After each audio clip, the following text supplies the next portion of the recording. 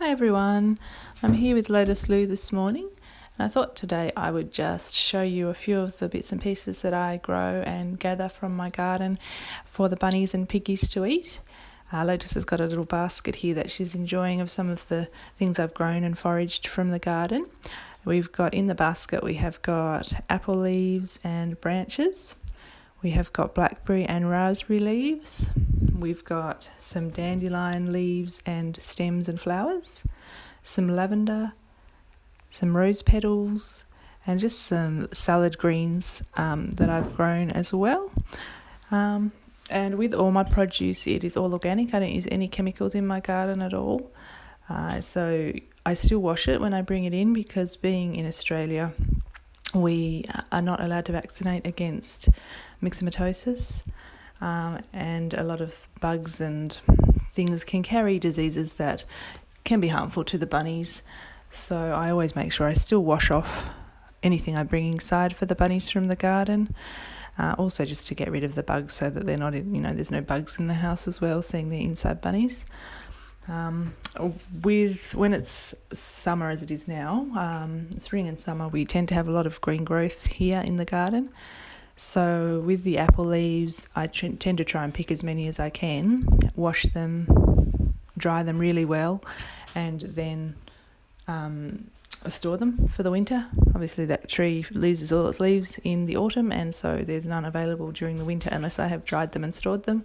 Same goes for the raspberry leaves, the blackberry leaves, really anything that I can dry, dandelions, lavender, that sort of thing. I try and prepare it all, wash it, dry it really, really well, and store it so that I've still got a little bit to offer them for something a bit different in the winter when there's not much around out in the garden. And I dry it in this large box here that you can see, and I just leave it out in our spare room, regularly turning it so that no moisture builds up on the ones on the bottom.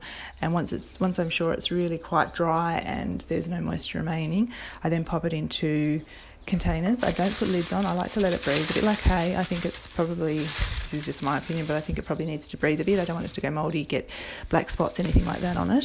So I tend to just pop it into open containers like this basket of apple leaves here. I don't know, I want to keep the dust off it though, so I might get some breathable material like a cheesecloth or that sort of thing and pop over the top. I'm not sure yet, but yeah, I definitely don't want it to be air sealed, like airtight.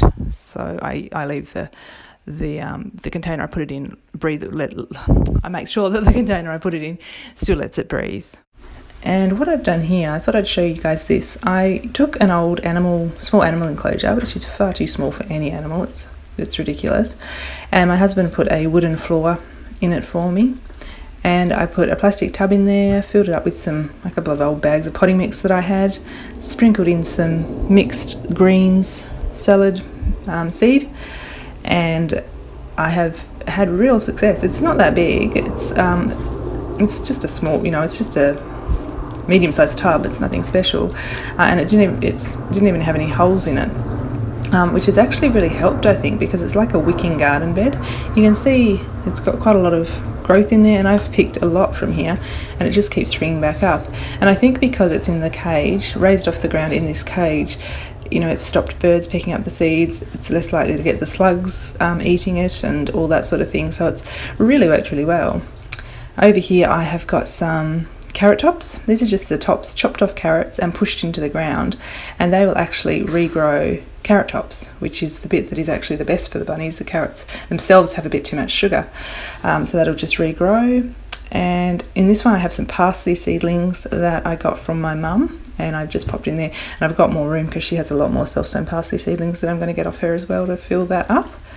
And they're just raised off the ground on chairs, mainly so that our puppy doesn't just pull everything out that I plant, and also to lessen the likeliness of slugs getting in and eating everything I plant, because that's very frustrating. So, and above here I've put it under this laser light, all my things, because it sort of lessens the intensity of the sun, so things don't just wilt straight away in the hot Australian summer sun, and that has worked really well. Just to give them a little bit more shade so that they're not just in the blazing hot sun. Here's little Lotus, enjoying some of her yummy greens, some of her salad mix. Now down the back of our garden, I have this raised garden bed. It's not doing great, and I think it's probably because it's a bit too shaded. There's a bit too much shade under the tree that it's under. But as you can see, here's the carrot top that I was talking about. As you can see, it's not doing the best because I've picked a lot of it, but this is just a carrot top. It's not an actual carrot, it's just the top, and it's just re-sprouted. So yeah, that's easy. I mean, most people chop the tops off the carrot anyway, so it's just a good way to reuse the tops. And over here in our bigger veggie patch, I have planted some lettuce for the bunnies. This was cos lettuce I planted, I believe, and this was from seedlings that I bought a punnet of seedlings for. And they're doing quite well down here. I think there's probably about 20 lettuces there, so that's going to help, feed the bunnies. I can just pick leaves off. I don't have to pick the whole lettuce. I can just pick the leaves off as I need them. And here is our apple tree. That's where I get all my apple leaves and branches for them. And over this side we have a raspberry and blackberry patch, where I can pick the fruit and the leaves for the bunnies and piggies. They can have both raspberries and blackberries. Over here I've got some pots of coriander, but these have not done very well. You see there's some there, but they're very spindly and like they're reaching up for the light, and I think it's because there's too much shade from this beautiful big tree here, so I think I'll probably move them to see if I can put them in a better spot.